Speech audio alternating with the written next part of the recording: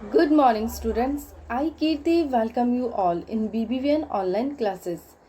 Today, I will revise all the important points of chapter 1, that is evaluation of computer, because your chapter first evaluation of computer is now complete and chapter complete होने के बाद में हम हमेशा इसके कुछ important जो points होते हैं उसे revise करते हैं.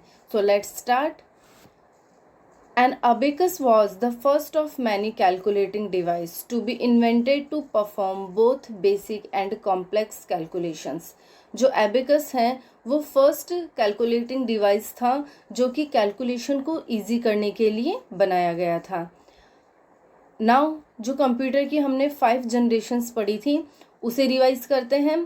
First generation computers used vacuum tubes in their circuit and solved only one problem at a time. जो फर्स्ट जनरेशन के कंप्यूटर थे उन्होंने वैक्यूम ट्यूब का यूज़ किया था एंड वैक्यूम ट्यूब का यूज़ करने के बाद में वो कंप्यूटर्स एक बार में सिर्फ एक ही प्रॉब्लम को सॉल्व कर पाते थे, सो वो ज़्यादा यूज़फुल नहीं थे. Second generation computers use transistors in their circuits.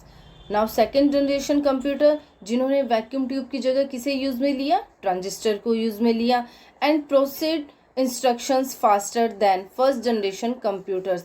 And जो सेकंड जनरेशन के कंप्यूटर थे स्टूडेंट्स वो फर्स्ट जनरेशन की कंपेयर में जितने भी जो प्रॉब्लम्स होती थी या जो कैलकुलेशंस होते थे, इंस्ट्रक्शंस होते थे, उन्हें फास्टली जनरेट करते थे. फर्स्ट जनरेशन थोड़ा स्लो था. सेकंड जनरेशन के कंप्यूटर्स को जो इंस्ट्रक्शंस दिए गए वो उन्हें फर्स्ट जनरेशन की कंपेयर में थोड़ा जल्दी सॉल्व करते थे. नेक्स्ट है हमारी third generation. Third generation computers made use of semiconductor chips and introduced monitor and keyboard as source of output and input respectively. जो थर्ड जनरेशन के कंप्यूटर थे उन्होंने हमें जो मॉनिटर एंड कीबोर्ड है उससे इंट्रोड्यूस करवाया जो कि कंप्यूटर में as a output and input device के रूप में काम में लिए गए थे. नेक्स्ट है fourth generation. Fourth generation computers placed everything on one single chip called an integrate circuits. जो फोर्थ जनरेशन के कंप्यूटर थे जिन्हें आप अभी स्टिल यूज़ में ले रहे हैं, ठीक है. अभी जो डेस्कटॉप जो कंप्यूटर हम यूज़ में ले रहे हैं वो कौन से हैं, फोर्थ जनरेशन के कंप्यूटर.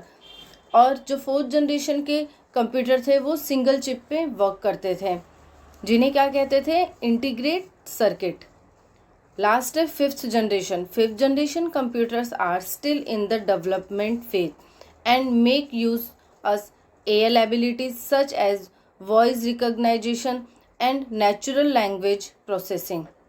जो फिफ्थ जनरेशन के कंप्यूटर से स्टूडेंट्स मैंने आपको पहले भी बताया था कि जो फिफ्थ जनरेशन के कंप्यूटर हैं ये अभी तक बन रहे हैं, इन पर वर्क अभी कंप्लीट नहीं हुआ है, ये अब तक इन पे वर्क चल रहा है, इनके डेवलपमेंट पे काम चालू है, ठीक है.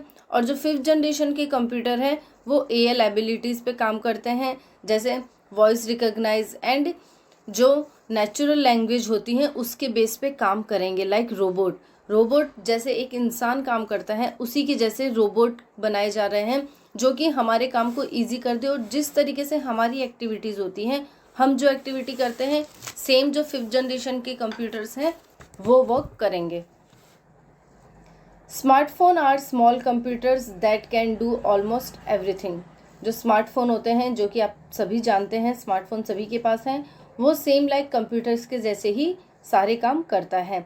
Wearable are use for activity monitoring such as for measuring heart rate and are worn on the body. जो वियरेबल एक्सेसरीज होती हैं वो जो कि बॉडी पे पहनी जाती हैं वो किस काम में ली जाती हैं, लाइक आपकी जो हार्ट बीट है उसे बताने के लिए, आपका जो वॉकिंग पावर है कि आप कितने स्टेप आज पूरे दिन में चले हो उसके बारे में आपको पता चल जाता है, ठीक है. तो जो वियरेबल टेक्नोलॉजी होती है उसे आप अपनी बॉडी पे पहनते हैं. Virtual reality VR technology and augmented reality AR technology are the technologies that simulate real life experience for users.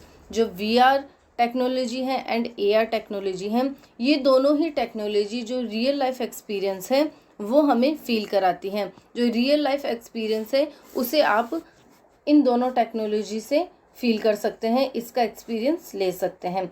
So that's all for this chapter. इस चैप्टर के जितने भी इम्पॉर्टेंट टॉपिक्स थे वो हमने रिवाइज कर लिए हैं। Now students, I want to ask you some questions, can you tell me? Okay, under which category of device does the Samsung Gear series fall? कौन सी टेक्नोलॉजी है जिसमें सैमसंग गियर जो है उसे यूज में लिया जाता है? Your answer is wearable. जो वियरेबल टेक्नोलॉजी है स्टूडेंट्स, उसमें सैमसंग गियर सीरीज है वो यूज में ली जाती है। Okay, which of the following technology used by robots? Robots कौन सी टेक्नोलॉजी यूज में लेता है? आपने पढ़ा था ना, तो कैन यू टेल मी कि रोबोट कौन सी टेक्नोलॉजी यूज में लेता है?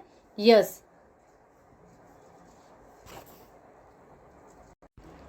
Your answer is AI technology. ठीक है, जो AI टेक्नोलॉजी है, आर्टिफिशियल इंटेलिजेंसी, इस टेक्नोलॉजी पे कौन वर्क करता है? रोबोट वर्क करता है। ऑन विच टेक्नोलॉजी इज जाविस बेस्ड?